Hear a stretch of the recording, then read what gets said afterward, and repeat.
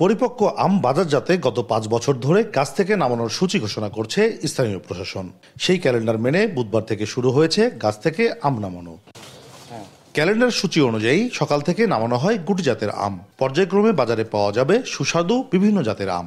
আমরা প্রথম থেকে মাটি খুঁড়ে সার দিয়েছি, সার দিয়ে তারপরে বীজ দিয়েছি। খরচটা আমাদের বেশি। আম পাতাতে আমরা কিনেছি 2 বছরের জন্য 6 লাখ টাকাতে। 7 লাখ পেলে খরচ হয়ে গেছে অলরেডি। এখন সবকিছু ঊর্ধ্বগতি হচ্ছে, লেবারের মূল্য অনেক বেশি বেড়ে গেছে। কীটনাশক বা বালাইনাশক যেটাই বলেন সেটা 30 থেকে 40% মূল্য বৃদ্ধি পাচ্ছে।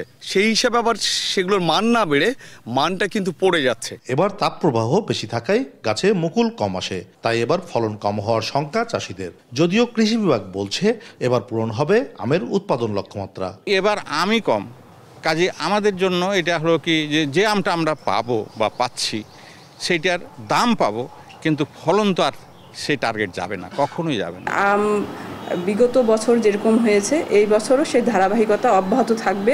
কৃষককে আমরা যে পরিমাণ আম রয়েছে সেটারই আমরা বলছি যে তারা যেন পরিচর্যা অব্যাহত রাখে। প্রতি বছর রাজশাহী থেকে কিছু আম রপ্তানি হয় বিশ্ববাজারে।